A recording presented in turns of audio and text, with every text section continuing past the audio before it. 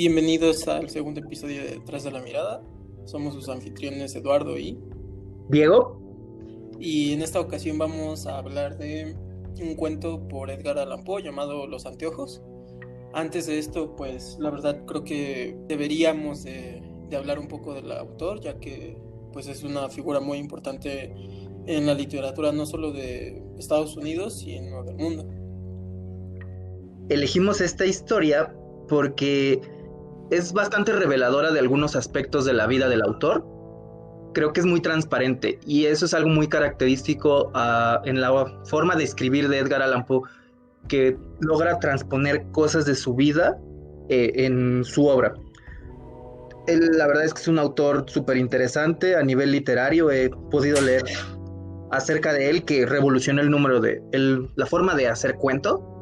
Era alguien que también era muy planeador de todo lo que hacía, ¿no? Pese a que tenía mucho caos y vivía una vida complicada, él lograba toda su estructura y su lado obsesivo vertirlo en generar emociones, ¿no? Entonces era muy meticuloso a la hora de escribir. Esto también es bien interesante porque vamos a hablar de eso a lo largo del podcast. Habla un poco de sus trastornos y de sus manías, ¿no? A un nivel más de personalidad, esta obsesión, este carácter melancólico, depresivo, estos estados como muy alterados y efusivos, ¿no? ¿Con qué tipo de enfermedades se podrán relacionar? Vamos a hablar de eso. Y en la parte pues, más neurofisiológica también hay algunos autores que hablan de posibles trastornos como epilepsia. Entonces es bien interesante, ¿no? Su vida, su muerte, cómo estos dos polos del existir humano se veían súper relacionados en su obra, ¿no? Rodeado de muerte, de la muerte de muchas mujeres muy importantes para él, entonces pareciera que tenía algo inconcluso, ¿no? Como que todo el tiempo estaba persiguiendo a la muerte, pero al mismo tiempo se resistía con esta pasión y esta capacidad de escribir, de generar emociones tan intensas, ¿no? Como el miedo. Pero pese a todo, en este anhelo de seguir vivo, pues siempre estuvo su búsqueda de afectos. Entonces, vamos a hablar un poco de eso, nos vamos a centrar en los anteojos y pues bienvenidos a este podcast. Antes de que hablemos del autor, ¿quieres decir algo más, Eduardo? Pues creo que por el momento no. Me gustaría que prosiguieras a explicarnos un poco de la vida del autor. Muy bien. Edgar Allan Poe nace en Boston, en Estados Unidos, el 19 de enero de 1809. Murió a los 40 años, un 7 de octubre de 1849 en Baltimore, Estados Unidos, igual. Fue escritor, fue crítico, periodista y poeta. Alguna vez escuché que su sueño, más que de ser cuentista, era hacer poemas, pero encontró una forma de hacerse de pocos ingresos en la escritura. Algo bien interesante es que la escritura no era una profesión remunerada, era algo de alcurnia. Y él logró abrirse camino para ser un escritor, tener su periódico en algún momento de la vida. Pues, pese a las dificultades de que vivía en una época en la que el mundo había pandemias, qué curioso, o sea, de tuberculosis, de otras enfermedades, había crisis de trabajo, él logró sacar todavía este aspecto creativo. También se le reconoce por ser creador del género policial, padre del cuento moderno, y era un gran escritor de ciencia ficción y de obras de terror. Su historia de vida, creo que sus primeros años son fundamentales para poder analizar un poco su obra y su contenido afectivo. Su padre murió a su año de vida, después de que él naciera, y su madre Elizabeth moriría un año después, en 1811. Aquí, ojo, esta parte es importante porque tuvo el primer año de vida en el desarrollo humano, es súper importante para el desarrollo biopsicosocial, porque se dan los afectos, se crea una estructura y ahí se empieza a formar la manera en la que se va a relacionar los individuos con su entorno y la forma en la que estos entornos los van satisfaciendo, ¿no? Entonces, tuvo su mamá original, su mamá biológica 2 años, ¿no? Entonces, este punto es importante. Tenía un hermano mayor que estaba siendo cuidado por sus abuelos, así que a, a él y a su hermana los mandan a diferentes casas adoptivas, pero fueron familias que eran vecinas, ¿no? Edgar fue adoptado por los Allan y su hermana por una familia que se llamaba Mackenzie. La relación que tuvo con su padre adoptivo fue complicada, era un hombre que se decía que era malhumorado, complicado, y que nunca estuvo de acuerdo con los intereses creativos de este Edgar, pero todo lo contrario fue con su mamá, ¿no? Que era muy amorosa, muy cariñosa. Creo que aquí algo bien importante es hablar de el duelo del padre, el duelo de la madre, que siempre impregnaron su vida, el duelo también de una familia original, de los hermanos, de la hermana. Desde ahí empieza a verse en su vida que existe la muerte, que está muy presente una pérdida tras otra, tras otra, tras otra. Y bueno, la tuberculosis, ¿no? O sea, esta enfermedad que afecta la respiración y que sale en sangre, es impresionante que él la haya vivido a lo largo de, o sea, presente a lo largo de toda su vida, pese a que eso no fue lo que lo mató, ¿no? Entonces, este es como el principio, ¿no? Su infancia, va a ser muy importante retomarla. Entonces, bueno, al final lo adoptan medio a la fuerza, pero no de manera legal el papá. Esa parte de que no hay un reconocimiento es importante. Y tuvo algunos viajes a Londres, donde Poe estudió en algunos institutos. Hablaba de Escocia, hablaba de que fue donde él se formó en latín, en francés. Le gusta mucho como toda esta cuestión tradicional en sus historias, en sus cuentos. Y bueno, recibió una educación de colegios importantes. Ya a los 16 tuvo algunos amoríos con alguna vecina con la que se reencontraría después. Deja de tener algún tiempo contacto con ella, empeora la relación con su padrastro, se metió al ejército porque no le alcanzaba dinero, volvió a perseguir un poco su vida como escritor, empieza a crecer, empieza a publicar sus obras, pero siempre como con cierta debacle, no es algo sencillo para él. Aquí algunos datos importantes es que en 1842 su esposa Virginia comienza a presentar síntomas de... más importante, él a los 27 años, después de tener como todas estas peleas con su familia, sale de su hogar de los Allan y se va con una tía y se va con unos primos. Ahí conoce a Virginia. Se habla mucho de que ahí él empieza a conocer lo que es una familia, un poco de verdad, y él empieza a jugar este rol de ser padre. Entonces conoce a su prima Virginia de 13 años y él de 27. Se enamoran y se casa con ella. Se habla mucho de que era una relación muy idealizada, ¿no? Como muy romántica. Aquí es importante hablar que, bueno, en ese caso era muy normal que entre primos se casaran en los 1800 en Estados Unidos, ¿no? Pese que siempre hay una carga, pues, incestuosa en todo esto. Y bueno, inmoral. Y la expectativa de vida de una mujer en esa época era de 40 años. Entonces, a los 13 años, pues no era algo mal visto, no tenía la misma carga de tabú que esto tiene ahora. Entonces, la esposa se enferma en 1842 con síntomas de tuberculosis y parece que esto metió más a Poe en la bebida. Luego en 1845 publica su poema más famoso, El Cuervo, por el que sería rato curioso, le dieron $9 por esa historia, $9. E igual durante ese tiempo conoció a otra poeta que se llama Frances Sargent Osgood, que parece ser que la misma Virginia consentía esta relación porque veía que a Poe le hacía bien, ¿no? Ellos eran dos poetas que siempre, como que los dos se tenían en muy buena estima. Ella era reconocida por su capacidad creativa y entonces los dos hasta en periódicos parece que se mensajeaban, que todo el tiempo había ahí como un respeto entre los dos y que eso los hacía crecer. Y pudiera ser que la misma Virginia, enferma, cansada, pues veía feliz a su esposo con todo esto y se sentía atendida y lo consentía de alguna manera, ¿no?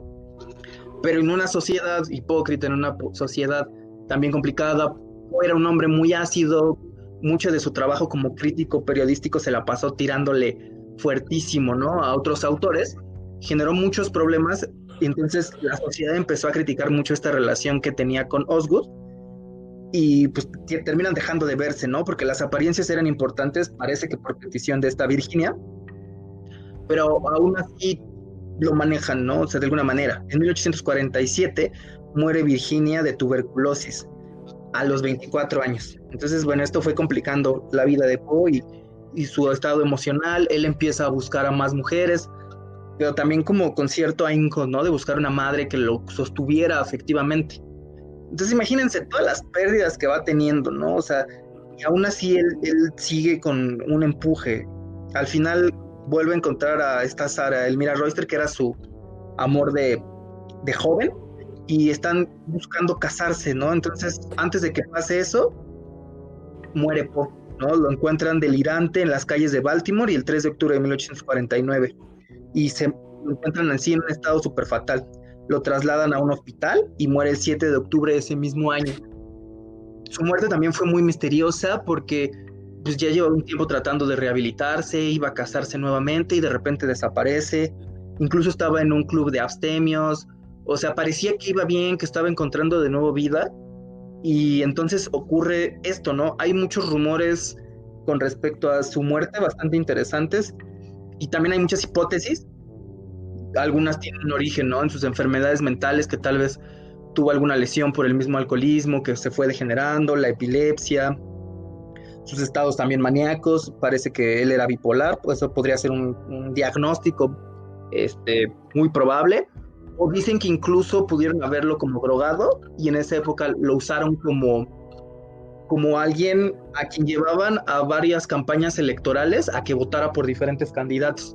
Entonces que lo dejaran Sí, en cuando un... leí eso, me sacó de onda, así. Son como que teorías muy locas, ¿no? Para la muerte de Poe. O sea, de pronto encontrarlo en ese estado, e incluso con ropas que no eran ni de él, ¿no? O sea, vi que pues sí se culpaba el alcohol, que por sus estados maníacos igual lo golpearon en la calle.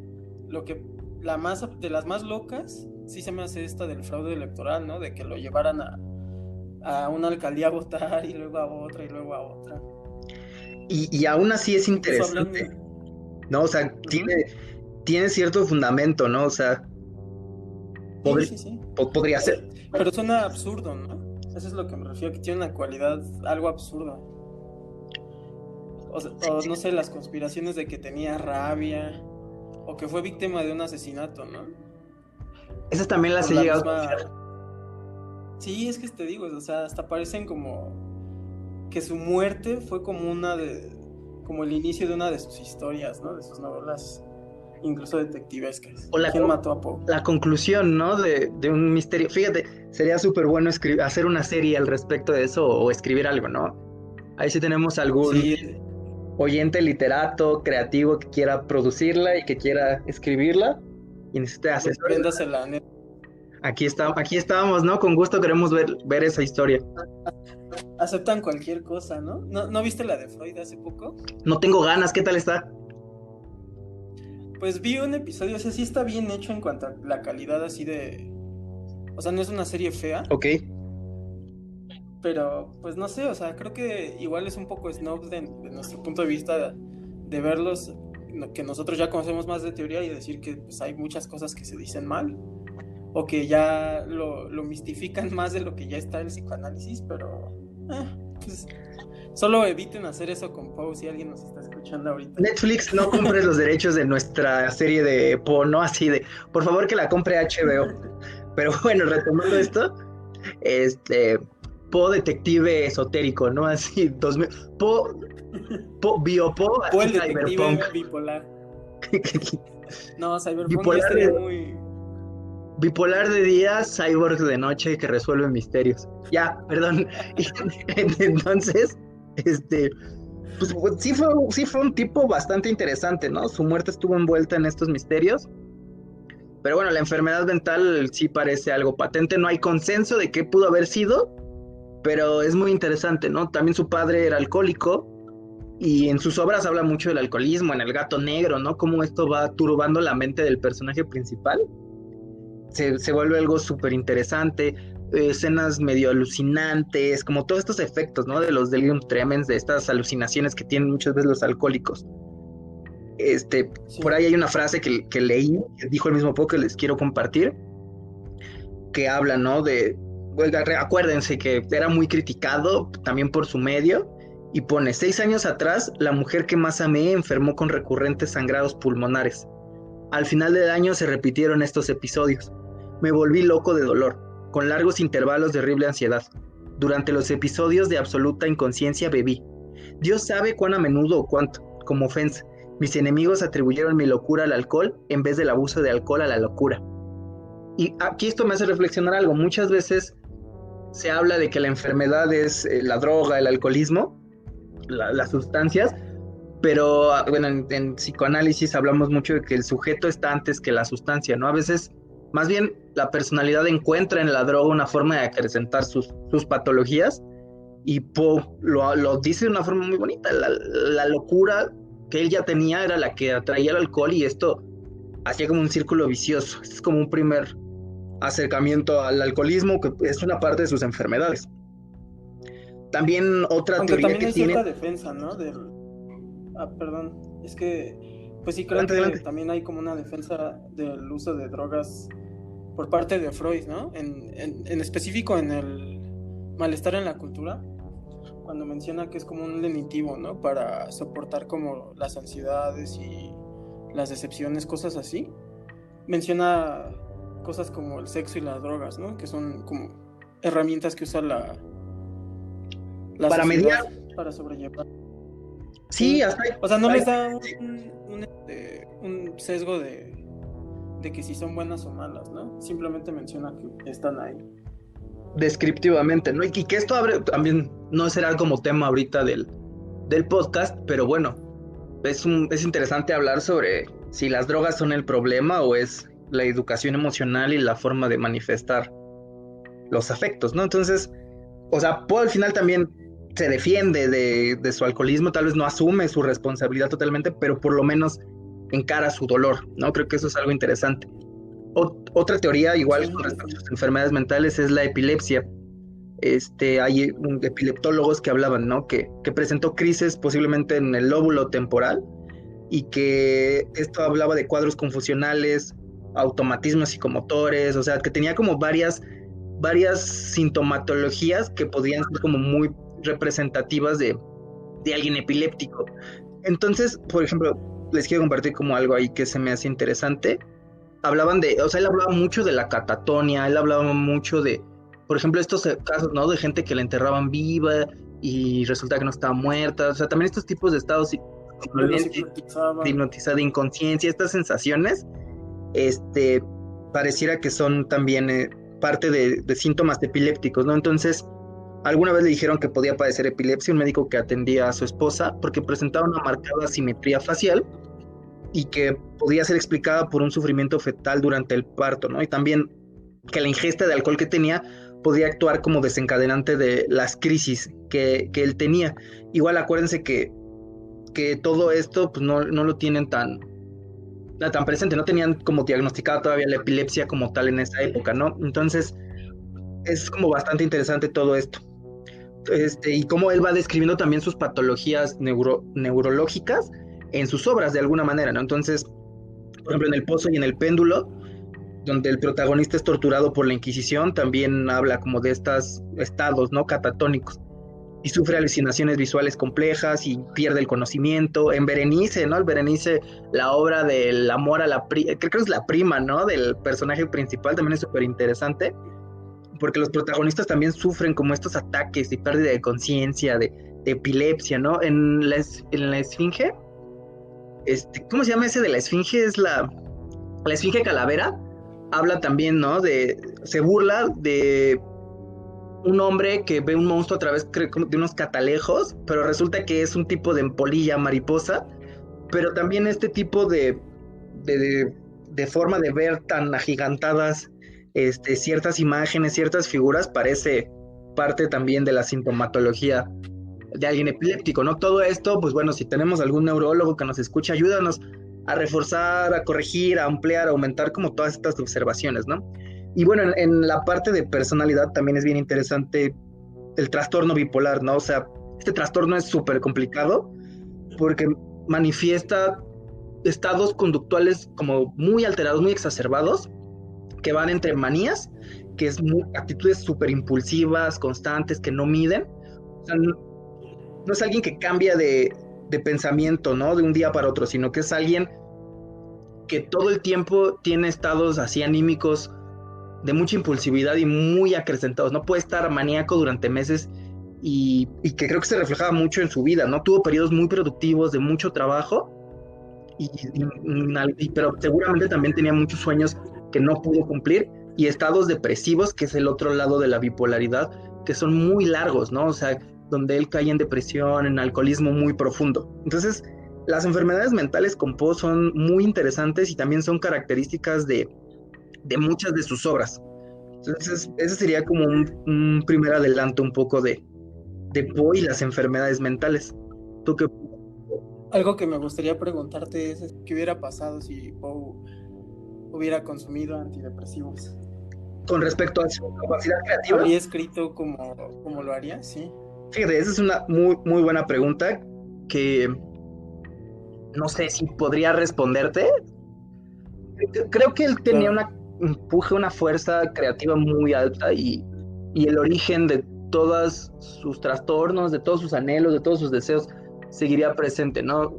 Tal vez, tal vez si lo hubieran sedado hubiera perdido como esa capacidad creativa, pero también lo necesitaba, ¿no? O sea, al final de cuentas le hubiera dado una calidad de vida y tal vez hubiera encontrado un punto intermedio entre su malestar y su capacidad productiva. Creo que eso es algo muy interesante. Pese a todo, yo sí estoy a favor del uso de medicamentos psiquiátricos cuando la gente lo necesita porque su calidad de vida es primero y creo que aún pueden encontrar formas de hacer arte cada vez más elaborado, con más sentido, con más diálogo con el mundo. ¿Tú qué opinas? Sí, concuerdo contigo. También siento que sí pudo haber afectado como esa capacidad creativa porque creo que el mismo uso de los antidepresivos le hubiera hecho igual ver el mundo con otra cara, ¿no? Probablemente no hubiera tenido tanto enfoque en esta cualidad de miseria o ansiedad que hay muchas veces en sus escritos, ¿no? O tal vez hubiera encontrado Pero, formas más pues, evolucionadas, más elaboradas de... Porque al final eso no te lo quita, ¿no? Tus traumas, tus dolores, tu historia, no te la quita una medicina. Tal vez solo te ayuda a controlarla o a disminuir ciertos síntomas. claro, sí. Aunque, ¿crees que lo que hizo él fue mera sublimación? O sea, si no hubiera tenido eso, ¿hubiera hecho lo que ha hecho? ¿O sí tenía como un talento? O sea, ¿puedes separar la enfermedad de la persona hasta Es cierto una punto? excelente pregunta. Yo pienso que sí. Yo pienso que con un proceso psicoanalítico puedes seguir creando cosas fuertes y que el dolor va a seguir aunque tengas medicina, tratamiento, aunque estés elaborando, porque muchas veces ya es parte de Claro. tu personalidad, solo aprendes a canalizarlo y a que conviva también con tu felicidad. Pero la verdad es que es una reflexión bien, bien interesante, muy, muy divertida y también, pues bueno, para los que lo viven, también compleja de resolver, es todo un enigma. Sí, Pero excelente. ciertamente es un enigma, ¿no? Por Algo ejemplo, que también me gusta rescatar así de Poe es como su visión de los sueños, ¿no? Ya ves este poema que tiene de un sueño dentro de un sueño. Me gusta mucho lo último que dice, ¿no? Que es todo lo que vemos o parecemos solo un sueño dentro de un sueño. Entonces, eso, creo que esa cualidad de los sueños se refleja mucho en su obra, ¿no? sí, sí hay una ensoñación muy interesante, como todo un ambiente onírico, podría decirse, ¿no? Sí, y hasta de ciencia ficción, ¿no? O sea, ya entrando más en lo imaginativo, en la parte fantástica de los sueños. No, la verdad es que era un genio, o sea, era un genio y es alguien que sí ha revolucionado, o sea, creo que mucho de lo que hablamos de él es con mucho respeto, ¿no? Y el hablar de su enfermedad mental también es con mucho respeto y también para pues, la gente que esté oyendo este podcast, ¿no? O sea, sabemos que es algo muy complicado y creo que por lo menos lo más importante es la felicidad, ¿no? Y si la capacidad creativa se la sigue dando, pues adelante. Entonces, es un tema bien interesante. Oye, Eduardo, ¿tú qué otros Ciertamente. autores interesantes recuerdas que padecían de este trastorno bipolar? Pues la verdad, yo nunca me he fijado mucho en las personalidades de los autores cuando los leo. O sea, obviamente sé parte de ellos, ¿no? Yo, ¿sabes Pero quién me gusta mucho? no sé ¿Quién también creo que manifiesta mucho todo esto? Hemingway. Hemingway también quién. lo diagnosticaron con... Era justo a quien te iba a decir, pero a ver, cuéntame por qué. Pues también tenía como varios estados maníacos, intentos suicidas, alcoholismo exacerbado, era súper impulsivo, lo acusan de mentiroso. Hay una biografía de él muy buena que hace Anthony Ajá, Burgess, que es el escritor de La Naranja Mecánica, donde le tira fuerte, ok. pero también, o sea, pero creo que hay respeto en lo que habla de él, entonces también es alguien interesante para hablar de la bipolaridad, ¿no? También, bueno, estaba él, dicen que Mark Twain, que Virginia O Woolf. sea, pero entonces eso se te hace como bipolar, porque sabes, igual entonces me recordó un poco a Mishima, ¿no? Yo pienso, Pero un poco más en lo obsesivo. O sea, en cómo se obsesionaba así con alcanzar, no sé, cierta pureza en sus obras y en su físico, ¿no? Y pues también que se murió así, también, ¿no? Una situación de suicidio. suicidándose. Sí, fíjate que también yo pienso que pudo haber tenido, ahí la verdad es que no sé si alguien se haya aventurado ya a diagnosticarlo, pero me parece una buena observación. Mishima, Hemingway, De si hecho, quieren también leer autores con vidas complejas, no consideras el alcoholismo de Poe como un suicidio lento. su acercamiento con las drogas, porque también consumía opio. Sí, sí fue una forma No, de mantenerse pero me cercano. refiero al alcoholismo. Sí, no, total. Al final hablan mucho de que la drogadicción es un suicidio lento, ¿no? Y me parece que Poe, pues todo el tiempo tenía conductas y se metía en situaciones que lo mantenían con un brazo en la muerte y con el otro, y sostenido con el otro brazo en la vida, ¿no? Y yo agrego a lo que tú dices que no solo consumía alcohol, también consumía opio. Entonces, sí, Ah, sí ok, tuvo no periodos de estaba al tanto de drogadicción. eso. Y pues bueno, eso es un poco de la vida de Poe. No sé si tú quieras agregar algo más. Y sus trastornos. Pues solo comentar, ahondar un poco más como en sus obras. Creo que sí tenemos que reconocer que fue un escritor que iba más allá del terror, ¿no? O sea, lo repetimos de nuevo, pero tiene como que estableció este arquetipo del investigador, ¿no? O sea, este mismo investigador es el que aparece en Los Crímenes de la Calle Morgue, en El Misterio de Marie Roget y en La Carta Robada, ¿no? Entonces, como habías dicho, también era un crítico literario, pues muy Mordaz. severo, diría yo, ¿no? Incluso con sus amigos. Tengo uno de Nathaniel Hawthorne, en el que reseña una recopilación de sus cuentos y lo llama peculiar, pero no original, ¿no? Entonces, sí, incluso con sus amigos era bastante fuerte, ¿no? Cruel. Pues debió haber sido alguien hasta narcisista, o sea, para defenderse de todo el dolor que tenía, yo creo que era alguien complicado de tratar. Sí, seguramente. Tenía muchos problemas con la gente. Nada más para No, cerrar, alguna vez llegué a oír una frase que decía algo o escuchar escritura de alguien, le producía lepra. Entonces era como de wow. Cuando lo leí, dije, pasado de lanza, ¿no? O sea, la verdad es que sí. Oye, pero aparte tenía como que una calidad en sus críticas, ¿no? O sea, que te digan que te produce lepra lo que escribes es en otro Y yo nivel. lo parafraseé de una forma más burda. Se las voy a buscar y seguramente es el doble de buena, ¿no? Pero pues bueno, empecemos con la sinopsis del cuento. Es una historia corta, va a ser de unas 12 páginas. Se llama Los Anteojos. Y bueno, habla de un joven de ascendencia francesa que tiene que hacer un cambio de su origen para aceptar una herencia, ¿no? O sea, cambia su apellido francés para convertirse en Simpson. Qué curioso, ¿no? Simpson es un apellido muy común en los Estados Unidos. Ya con esto recibe su herencia.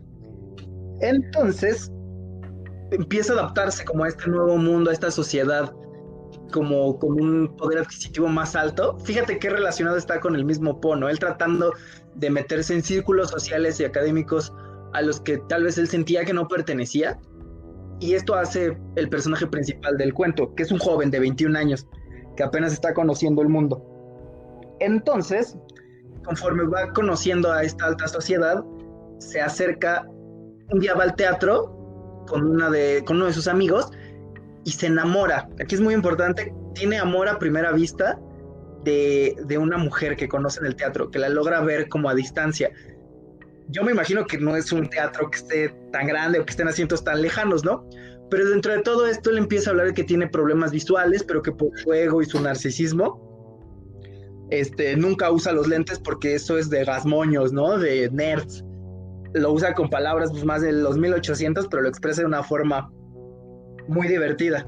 Entonces ve a esta mujer, tiene un amor a primera vista, la empieza a acosar, a buscar, medio empieza a recibir un poco de atención de ella y le propone matrimonio y acepta, ¿no? Pero sigue sin acercarse y ella algo de resistencia y termina aceptando este amor a primera vista de este joven apasionado, adolescente, idealizado, romántico, y termina descubriendo que todo el tiempo esta mujer era una anciana que lo engañó, que era su tatarabuela, que abusando de su ego y de que este personaje principal no usaba lentes, la había confundido, y entonces hacen un embrollo narrado de una forma bastante chistosa y transparente, como la tatarabuela le juega una broma para marearlo y para que termine casándose con ella, ¿no? Entonces, al final es o sea, pasa de la idealización a una decepción impresionante. Entonces, pues más o menos esa es la historia, ¿no? Entonces, a grandes cuentas, no sé si hay algún otro momento que tú quieras compartir de esta narración, Eduardo. No, creo que cubriste perfectamente lo que es la historia. Creo que sí tiene elementos muy, muy claros que se reflejan un poco en lo que fue la vida de Poe y su propia experiencia con sus madres, ¿no? Tuvo dos madres y las mujeres que también fungían un poco ese rol. Pues sí, porque, o sea, por ejemplo, el casamiento con su prima, ¿no? O sea, eso se me hace así algo como que, pues muy edípico. Sí, al final hay incesto, ¿no? O sea, logró... Sí, desplazarlo a algo menos. Es correcto. Pero creo que eso también es parte del atrevimiento que tenía Poe con la vida, con su obra, con ser tan necio y a querer vivir experiencias, a vivir de su escritura, a lanzarse a la vida. Yo creo que era parte de que se atrevió a vivir esos deseos eróticos incestuosos. Entonces creo que eso es algo bien importante. También, de hecho, parece ser que la necedad es como que una característica de este Napoleón Froissart, sí. ¿no? Froissart. Croissant. O sea, eso también en uno de los... En la introducción menciona su apellido. Se hace llamar Napoleón Froissart. Y empieza a mencionar como que una... No sé si fue un chiste o hay algo detrás de ello que se pueda analizar. Pero decía, mi padre se llamaba Julio Froissart. Nació en París. Y su mujer, mi madre, casada a sus 15 años, era la señorita Croissart, la hija mayor del célebre banquero Croissart, cuya esposa, que tan solo tenía 16 primaveras cuando se casó, era también la hija mayor de un señor llamado Victor Froissart. Qué extraña cosa. Este señor se había unido a una joven con un apellido muy semejante al suyo, pues se llamaba señorita Moissart. Entonces, no sé si tú notaste como que esa... O sea, obviamente notaste el elemento cómico que hay detrás de eso y después de que se hace una misma mención de todo este revoltijo de apellidos por parte de la tatarabuela. Sí. Pero, ¿crees que haya algo detrás de estos nombres? Porque no tiene ningún significado, al menos yo lo googleé y no encontré nada. ¿Sabes a mí qué me sonó? Que era como una forma de perpetuar, sí. ¿No? O sea, te casas con alguien que se apellida igual que tu mamá y luego siguen esa cadena, ¿no? O sea, me parece que era como mantener esa repetición constante. Freud tiene una frase que les quiero compartir, ¿no? Que habla que todo reencuentro con un objeto es en realidad un reencuentro.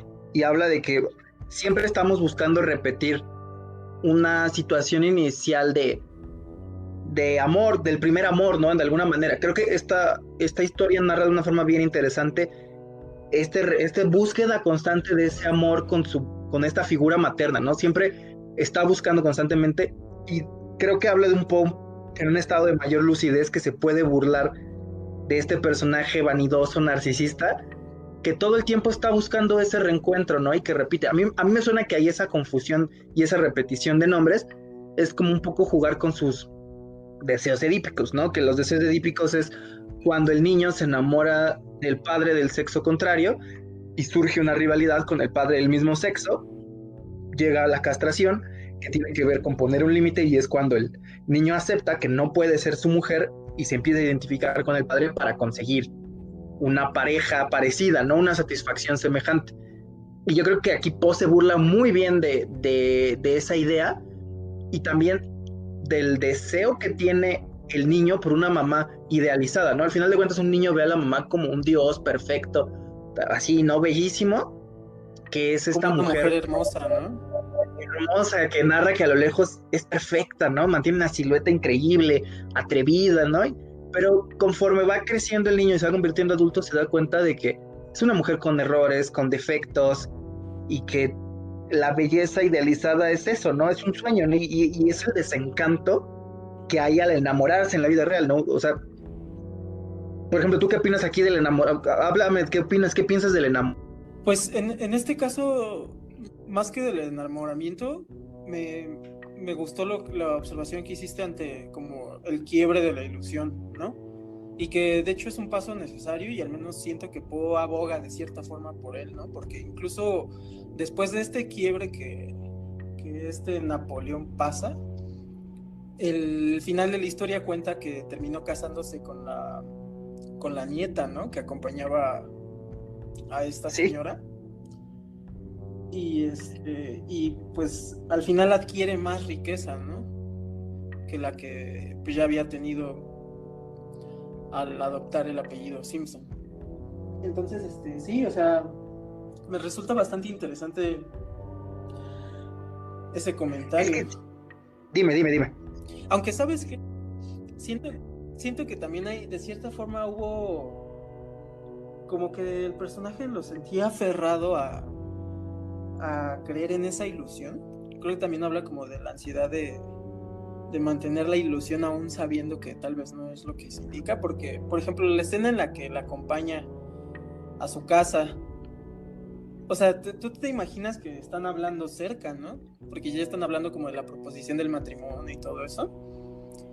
Y él se acerca a ella y le dice, no, pues es que quiero que te cases conmigo, ya tengo un padre que nos va a ayudar y bla, bla, bla. Pero tú crees que esa, o sea, ¿cuál sería su nivel de ceguera para que acercándose a ella no identifique que sea una anciana, ¿no? Entonces, para mí habla como también de cierta oposición a aceptar que tu figura materna no puede ser tuya en ese plano, ¿no? Yo pienso que ahí hace como a nivel consciente una burla también a la ceguera mental, ¿no? O sea, a la necedad y a la obstinación de ciertas sociedades burguesas, y también a este enamoramiento de que no ves las cosas como son. Yo creo que alguien enamorado sí es como alguien loco, que deja de ver lo que está pasando y pierde la Sí, percepción de la realidad, que el enamoramiento es necesario para generar un vínculo, sí, pero pero sí.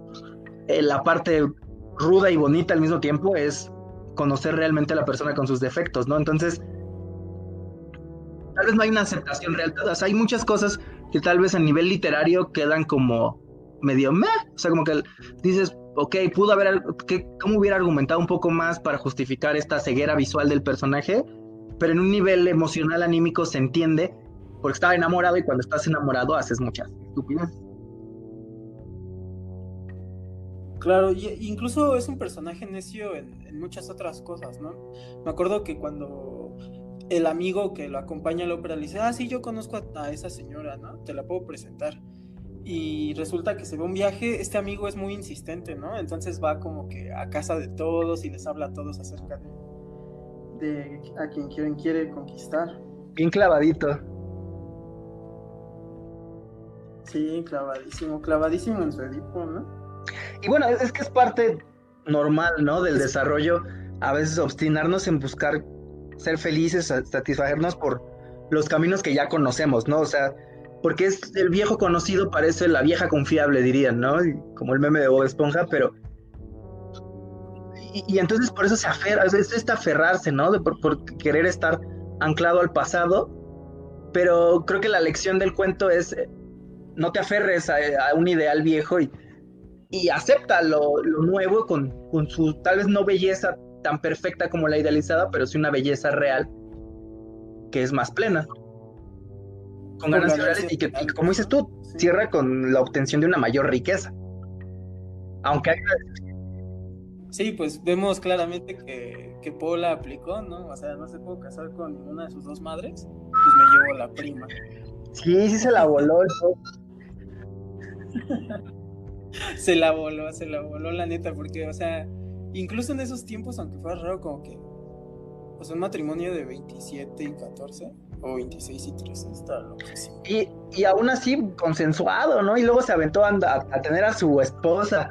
Y aparte, pues andaba con otra escritora. Y fue un hombre muy atrevido. O sea, la verdad. Sí, sí, fue un hombre muy... No. O sea, eso le echa más leña al fuego de la teoría de que Igual fue como de, sí, con que tú sí puedes hacer esas cosas, ¿eh? Sí, con que metiéndote Envidia, con tal y dijeron cual. ellos, yo creo. Pero sí, un hombre enigmático, Sí. un hombre que sabía narrar su historia. ¿Sabes? Algo que también me... Sí. O sea, regresando a lo del cuento. Por ejemplo, el uso de los anteojos como una vista más clara, ¿no? O sea, parece que esta sí aboga mucho por el rompimiento de las ilusiones. O sea, el uso de los anteojos se me hace muy interesante para definir a alguien que ya puede ver, alguien que ya se dio cuenta, ¿no? De otra forma de expresarse. Y en este caso, darte cuenta de que pues, no te puedes dar a tu mamá. El famoso insight. O a la figura materna, ¿no? Sí. La caída del 20. O sea, porque precisamente la caída del 20 del insight, o sea, incluso, pues sí, ¿no? ¿Con qué se gana la vista, el sight? Con los anteojos. Ay, Sí, hoy estuvo totalmente. buenísima esta observación, ¿eh? Sí, es que, o sea, creo que Freud habla mucho de eso del juego de palabras y la ambigüedad. Y muchas de esas cosas se expresan en nuestros sueños, en los síntomas de nuestras neurosis y en las obras que hacemos, ¿no? Por eso creo que podemos detectar todo esto en Poe. Incluso ¿cómo se llama? Del complejo de Edipo. Sí. Fíjate que esta historia resalta mucho por ser de las pocas que son más satíricas, ¿no? Que otra cosa, aunque yo creo que sí hay cierta ansiedad o terror al darte cuenta de estos sentimientos incestuosos, ¿no? O sea, de cierta forma sí han de crear conflicto, ansiedad y terror. No, cuando lo leía se me hacía muy interesante porque cómo va describiendo a esta chava y pues yo creo que todos hemos pasado así por un amor sobre todo cuando éramos jóvenes, ¿no? De idealizado y del romántico y es que es bellísima, perfecta y de repente balde de agua fría, o sea, y al final dices, no manches, ¿no? O sea, me presentó en párrafos anteriores la belleza perfecta y la decepción al final de darte cuenta de que no era real. O sea, por lo menos yo me acuerdo que la primera vez que lo leí, también yo sentí ese desencanto y esa sensación de confusión bien interesante. Y se me hizo complicado como reconocer también a él la belleza inicial de la que habla, porque pues es como de, güey, ¿qué onda, no? O sea, íbamos chido y de repente me metes un cortón, ¿no? Eso se me hizo muy interesante de la historia y cuando lo iba leyendo me gustó bastante. Sí, totalmente. Es algo que se nota muy claramente, como que esta caída de lo ideal. Ver las arrugas y como la muerte de aquello que amamos, ¿no? Lo imperfecto. Interesante, sí, está bueno. ¿Tú qué sentiste cuando lo ibas leyendo? Sí, bastante. Pues fíjate que no me sentí tan conflictuado al leerlo. Recuerdo la primera vez que lo leí, creo que igual fue por una recomendación tuya. E igual en lo primero que me fijé fue en los nombres, ¿no? Y en el juego de palabras. Y es hasta ahorita que lo vuelvo a leer para el podcast que empezaron a surgir como todas estas reflexiones. Se me hace realmente uno de sus... No sé si de los mejores, pero de los más únicos. Yo también, o sea, por ejemplo, primero leer algo chistoso de Poe fue raro. Fue raro y divertido. Y luego verlo siendo tan irónico, pues terminó de de rematar un poco. Creo que lo leí después de la Esfinge Calavera. Entonces eso me gustó, ¿no? O sea, como que es extraño. Tal vez no es su mejor cuento. Yo creo que está muy bien hecho. Tal vez es un poco largo. Hasta hay gente que, Sí. bueno, sus críticos decían que hizo un cuento muy, muy largo porque le pagaron por palabra. Y entonces yo creo que aprovechó para narrar como muy y describir muchas cosas y que de repente puede ser un poco largo, ¿no? O sea, tal vez en un aspecto literario se le podría criticar eso. Pero aún así creo que es divertido. Creo que es muy divertido, muy transparente. Claro, Creo que es pero un cuento sí. muy honesto y es un lado de Poe que vale mucho la pena conocer. Y fíjate que no es como el único cuento medio que maneja estos temas. Hay otro que se llama Morela, es mucho más corto, pero trata de un hombre y su esposa. Su esposa se llama Morela, se muere y su hija al nacer, bueno, la tiene creo que cuando pare, pero no le pone un nombre a este padre y decide ponerle Morela a su hija y pues se desencadenan ciertas cosas que preferiría que si alguien está interesado los lea por él mismo. Pero sí, o sea, creo que es muy atinada tus observaciones al comparar ciertos cuentos con los estados mentales y los sucesos en la vida de Poe. Sí, sí es una joya. Fíjate, ahorita que dijiste eso, me acordé que Dalí antes de nacer tuvo otro hermano que también se llamaba Salvador. Entonces yo creo Ajá. que también dicen que mucho esto era Ok. parte del personaje, ¿no? Del performance que se aventaba Dalí, del cual no soy tan fan, pero la verdad es Claro. que también sí, sí creo que pudo haber permeado un poco en su, vamos a decirlo burdamente, locura, ¿no? De este autor. Son hechos bien interesantes, cómo va Sí. influyendo y cómo va narrando diferentes estados anímicos, ¿no? Porque no todos sus cuentos son como este que habla de un entendimiento de la vida anímica. Hay otros, como El gato negro, que es más una catarsis de una forma muy artística de su alcoholismo, de su locura, de su enojo, de su ira, ¿no? O sea, creo que cada cuento de Poe se presta para analizar muchas cosas muy interesantes. Sí, ahorita no recuerdo el nombre, pero hay un cuento en el que una persona parece que es seguida por un doble suyo, ¿no? Eso habla también un poco de la paranoia. Creo que es el hombre de Que la muchas veces multitud, también pero eso es no el estoy miedo a seguro. la castración, ¿no? O sea, que el hombre que se parece más a uno muchas veces es el padre. Y que también lo narra mucho este Sí, desencanto, también es parte de una castración, ¿no? De un límite que le dice, güey, la realidad es que esa mujer de la que estás enamorado, pues no es la que tú crees, ¿no? También ahí está ese límite. Y, y pues yo creo que esta es de las partes tal vez más sanas sí, de Poe. Y volviendo al tema, ¿no? De lo que tú hablabas de su enfermedad, o sea, de la enfermedad y la creatividad, pues creo que no están peleadas, ¿no? Creo que conforme un artista va madurando, si está más sano, encuentra otras posibilidades de seguir expresando emociones y afectos importantes. Y que no solo te nutre del dolor, ¿no? Sino de sí, su crecimiento y cómo lidia con ese dolor. sí, pues precisamente creo que la enfermedad es lo que de cierta forma moldea la visión de uno, ¿no? O sea, muchas veces podemos hablar de enfermedad creativa, de cómo filósofos y psicólogos tratan de manejar sus propios problemas y explicarlos y Sí, encontrar sí una es el cura, ¿no? proceso creativo, ¿no? O sea, a veces lo que te duele te mueve a resolver cosas y eso es interesante. Por ejemplo, hay un neurólogo muy famoso que estudia el dolor y las crisis y todo, porque tuvo una pérdida de su hija en un accidente, me parece que automovilístico, y él estudió desde una perspectiva neurológica estos estados, ¿no? Tal vez es parte de tu motivación, encontrar una solución a eso que te aqueja, a ese malestar, a esas cosas no resueltas, es parte de ese proceso creativo. Sí, pues encontrar una solución o simplemente coexistir con ella, ¿no? Porque, pues como vemos, Poe parece que sucumbió antes de que Sí, pudiera también, encontrar o sea, una también cura, en la tal vez. expectativa de vida, O bueno, manejó. no, sí murió algo joven, pero bueno, es que es complicado, ¿no? O sea, eliges una, eliges la otra, qué tanto están Muy relacionados, complicado. qué tanto tienes que aprender a coexistir con tu dolor o qué tanto simplemente tienes que atenuarlo o aceptarlo.